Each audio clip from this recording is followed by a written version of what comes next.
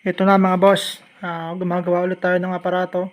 Then gusto ko lang ipakita sa inyo ng medyo malapitan siguro. So ipapakita ko mga bossing yung paggawa natin ng aparato. Tapos kasi dun sa my live, hindi naman siya gaano nakikita kasi nga naka-steady lang yung camera. So i-focus ngayon, focus natin para makita nyo na rin. Tapos ayan, meron tayong isang kasama dito. Kaya nakakapag-video tayo mga bossing kasi meron tayong isang import. May kasama tayo boss na isang notorious din na gumagawa ng aparato. So solid na to. Kaya na niya. Yung mga technique na ginagawa ko, ginagawa niya rin. So the same lang mga bossing. Naituro ko na rin sa kanya kung paano naman yung pag-connect. Kumpleto na, alam na niya lahat mga boss kung paano yung gagawin. So dumayo siya ngayon dito all the way from Quirino. So, gagawa daw siya para may kita naman. Ngayon, ipofocus natin mga boss yung mga ginagawa natin. Kasi ngayon, nasabi ko kanina, yung sa may live, hindi nakikita masyado. Ayan o. Siya nga pala yun mga bossing. Kilala nyo na yan.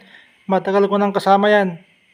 Mula pa dun sa unang video natin dun sa may YouTube channel natin. Hanggang ngayon mga boss, kasama natin. Ayan.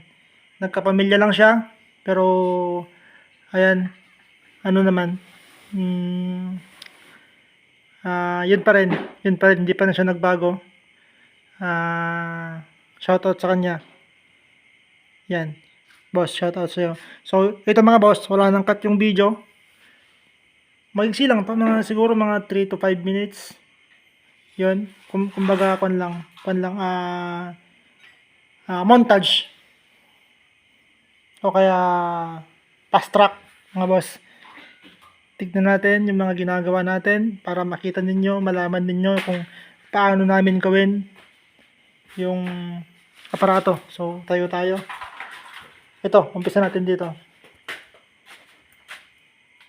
Ito mga bossing, number 14. So yung sa pinakauna, number 14 yon, nailagay na dun. Ito yung number 14. So apat ito na patong. After nun, susunod itong number 19. So ito nga pala mga boss yung number 19. Oh. Solid yan mga boss. Mas magaling na pa siya mag-rewind kaysa sa akin. Ayan, solid yan. So itong number 19, ito mga boss. Tatlong layer. Tatlong layer yan. Tatlo. Ngayon, dudugtungan ng ito. 23. Mga boss. Ayan, dinugtong na niya. Siyempre, naghinang tayo. Ayan. Nahinang yan. So yan. Mas malupit yan mag-rewind sa akin. Yan o. Ito naman mga boss. Ito naman. 5 layer to. 5 layer. May nagre-request ng 6. Okay lang. Okay lang yan. Kasi mayroon namang pagbabago yan. Maliit nga lang. So huwag kayong lumampas ng 10 layer. Itong ganito. 8 na layer. Hindi na rin. Wala na rin pagbabago yun mga bossing. So ano lang kayo, mag-focus lang kayo, mag-base lang kayo sa 5 or 6 na layers. Nung number mga boss, number 24. So after natin ma-rewind yan, halimbawa yan na-rewind na niya. Ganito na siya mga boss. Ganito na siya. So ito nga pala mga bossing, tumitimbang ito ng 1.6 mga boss. Mahigit 1.5 kilo ang pumapasok dito, ang timbang nito. So after nating magawa yan, siyempre, ina-assemble na ng mga kasama natin yan, no. Siyempre, naka-assemble na sila mga boss, kaya medyo high na yung buhay nila. Ayan, no. Solid din mga boss. Ito nga pala mga bossing, itong PVC na ito siya, mga boss. Dito siya na PVC. So, inuunat natin yan. Inuunat natin doon sa part na yan. Pag naunat natin yan, magiging ganito siya. So, tabasan ulit natin para maging ganito. Ito naman mga boss, itong kahoy. So, ito yung mga yan. Binibili natin yan mga boss. Kahoy. So, kung konti-konti lang sana, pwede natin hingiin. Kaya lang, dire-diretso yung production natin. Kaya hindi naman na pwedeng hingin. Ito na siya mga boss. Pag pinuto natin, ganito siya. So, kailangan makinis yan mga bossing. Makinis yan. Ayan, ito nga yan. Tapos, so ito na siya mga boss. Lalagay ng tornilyo sa upper at saka sa lower. Tapos tutornilyohan. Yan. Then ito yung mga wing nuts natin. Pagkatapos ng mga boss, ito naman. So meron din naka-designate na gumagawa ng ganito, condenser. Ito. Denso ito mga boss. Denso. Ganito naman siya.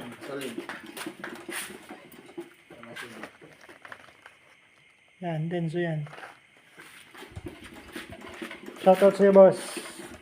Notorious yan na gumagawa ng aparato. Ayan o. So ito nga pala mga bossing yung isang boogie. Ito yun. Yung nakalagay sa loob. Yan o. Dati mga boss, ito may gusto kong sabihin dito. Dati ito mga bossing, pure lang na ganun. Ayan. Ngayon, hinahaloan natin to ng welding rod, mga boss. At nang sa ganun, konting welding rod lang. Nakikita nyo nandyan, no? Para tumigas siya. Kasi kung ganun lang, mga bossing, medyo may bali-bali ko. Wala namang problema yon. May bali-bali ko. Ito yung mas maganda lang kasi mga boss. Mas maganda pag diretso. Siyempre, kailangan natin ng medyo maganda-gandang looks ng ating product.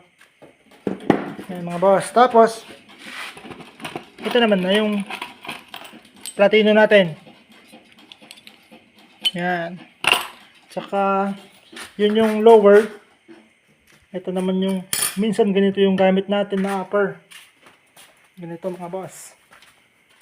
Ito. Ito pala yung mga boss, yung alambre na Ito yan.